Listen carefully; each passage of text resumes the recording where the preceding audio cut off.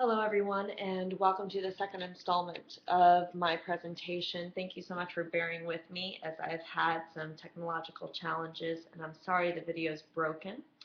But I just wanted to follow up. The first presentation was really a synopsis of the article, and I followed the article fairly closely in its order so that you could follow along if you wanted to refer to the article. But I would like to follow up by getting a little bit more into the theories that kind of educated the model that the authors created. Um, and this pertains to kind of our chapter 10 again theme and applying a theory and how to tailor it to the client. So this is a positive feminist therapy model.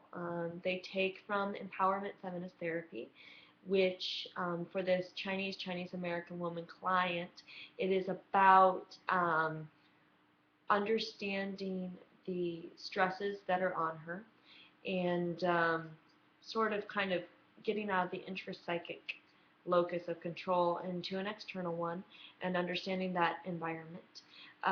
So you're going to bring empowerment into it, and it has to do with social identities and how there is a conflict between the social identity and possibly who this person is as an individual.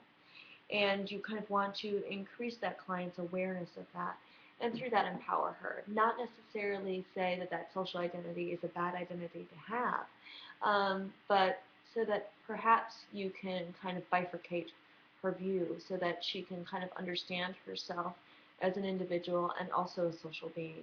And at the same time, again, we may very well be applauding her for that social role that she chooses to fulfill.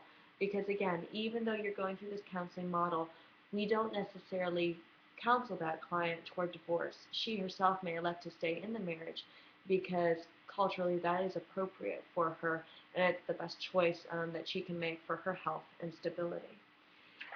So we move on from empowerment and we talk a little bit about systems theory, which also educates this model. And system theory is good, something we've definitely reviewed as students in couples and families therapy education.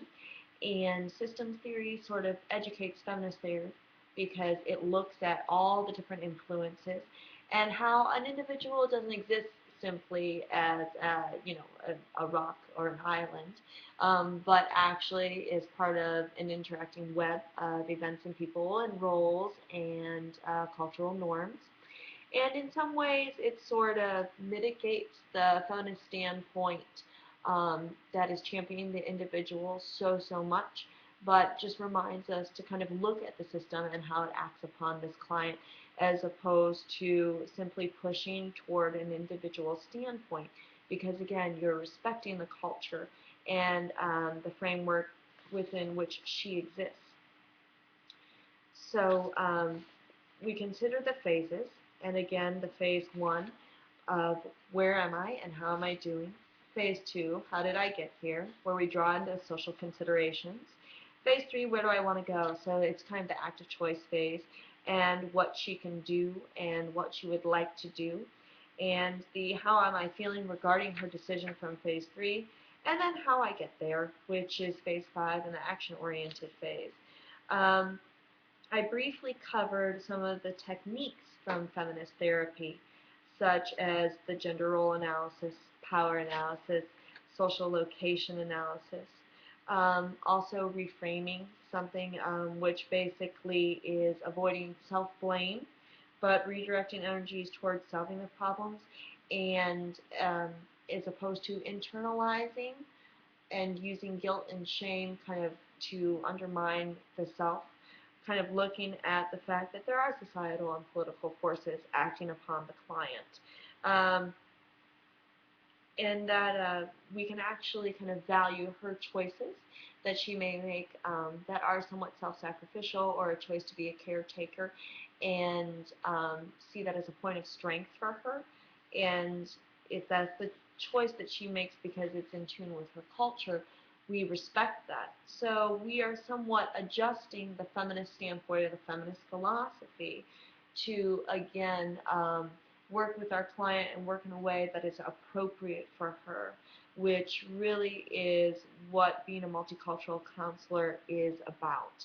Um, I also spoke about the fact that the counselors need to take a directive stance and reciprocity. I want to touch reciprocity and communication, and that the client will speak and maybe give you a turn, and that you have to maintain that back and forth because that's her expectation of communication. And she doesn't just come into therapy expecting the floor or wanting the floor, and perhaps not even just needing the floor.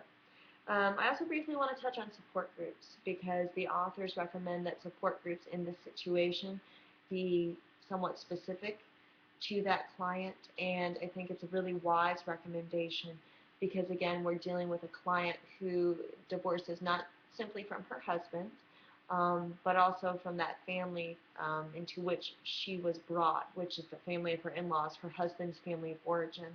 And she, again, was a temporary member of her own family of origin, so she doesn't have that sense of belonging, and yet she comes from a collectivist culture.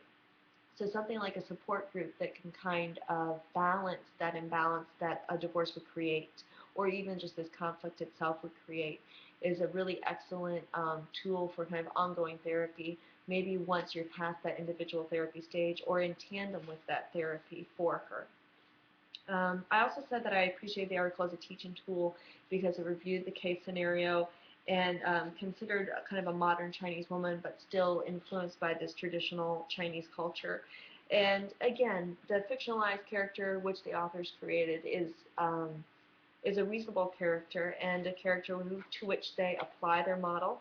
And I think that it is definitely instructive, and it kind of gives you a little bit more depth into the communication and how you must communicate to connect with this client and how to conceptualize those issues, the somatic issues, the psychological ones, and really all the different sections of the article are laid out to aid one another very successfully. So they actually did a very, very nice job with that. I spoke briefly that the limitations about the model they've created being insight-oriented. So if your client is not insight-oriented, then it's not appropriate for them.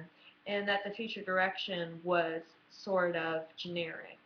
Um, Granted, if you were testing this model, I think it would be. But again, looking at this article for what it is as an educational tool, I do think it's a really strong point of reference. Um, and something that we should always consider, and of course, very main points that the authors bring up to us that I think we can emphasize just from the course in general, that no culture is a monolith.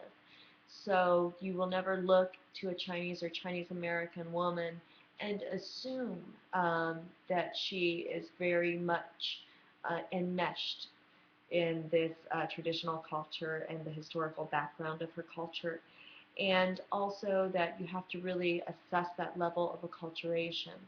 And that is something to do with every client.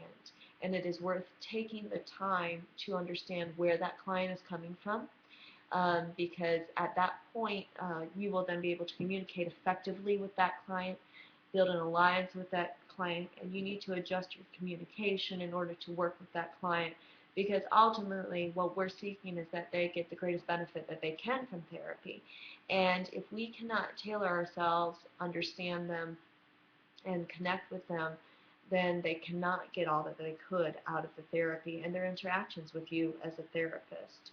So extra care of assessment for the client's level of acculturation truly is needed. So again, thank you so much. Still looking forward to the comments, still looking forward to responding to them, and I hope that you are able to understand the presentation in the two clips that appeared, and thank you for bearing with me through the technological challenges. Bye-bye.